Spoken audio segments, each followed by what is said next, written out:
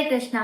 श्री कृष्ण जन्मोत्सव series part 6 में आप सभी का स्वागत है। तो पिछले एपिसोड में हमने देखा था कि कंस वासुदेव जी का वचन सुनकर बहुत प्रसन्न हो जाता है और खुशी खुशी उन दोनों को जाने देता है। तो अब आगे कथा में क्या होता है, चलिए जानते हैं। वासुदेव जी ने भी अपना वचन बहुत अच्छी तरह से निभाया।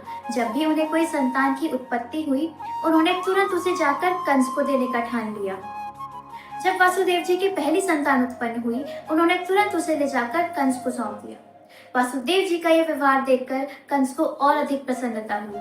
वो बहुत खुश हो गया और इसी खुशी में उसने वासुदेव जी से कहा, अरे वासुदेव, ये तुम क्या कर रहे हो? तुम्हें अपनी सभी संतानों को यहाँ लाने की कोई जरूरत नहीं है। आकाशवाणी ने क्या कहा था कि तुम्हारा 8वां पुत्र मेरी मृत्यु का कारण बनेगा, तो तुम इन संतानों को ले जा सकते हो। किंतु वासुदेव जी को कंस के इस व्यवहार पर बिल्कुल विश्वास नहीं था। वे जानते थे कि कंस राक्षसी प्रवृत्ति का है और इतनी जल्दी वह नहीं बदल सकता है। जैसे ही नारद जी को यह बात पता चली कि कंस ने देवकी का पहला पुत्र बख्श दिया है, नारद जी को यह बात बिल्कुल अच्छी नहीं लगी, क्योंकि वह चाहते थे कि जल्द से जल्द 8वीं संतान उत्पन्न हो, यानी कि श्री कृष्ण का अवतरण हो। किंतु अगर कंस इस तरह से बदल जाएगा, वो अच्छा इंसान बन जाएगा, तब तो भगवान के अवतरण में बहुत समय लग जाएगा।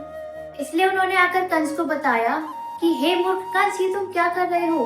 क्या तुम जानते भी हो कि सभी देवी देवता पृथ्वी पर अवतार ले चुके हैं? ये जो यशोदा है, नंद बाबा है, ग्वाल बाल है, ये सभी देवी देवता हैं। यह बात सुनकर कंस को लगा कि अरे, अगर सभी देवी देवताओं ने यहाँ अवतार ले लिया है, इसका मतलब कि विष्णु यानी कृष्ण भी जल्दी अवतरित होने वाले हैं।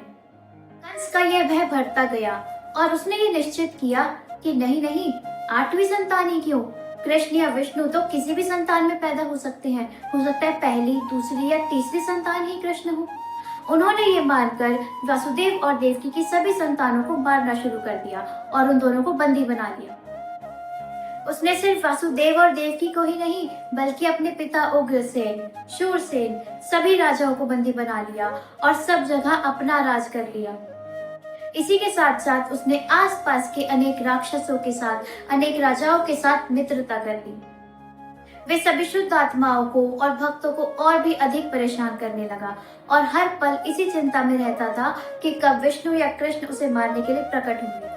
इसी तरह से वो देवकी और वासुदेव की 6 संतानों को लगातार मारता गया। अब आई 7वीं संतान की बारी।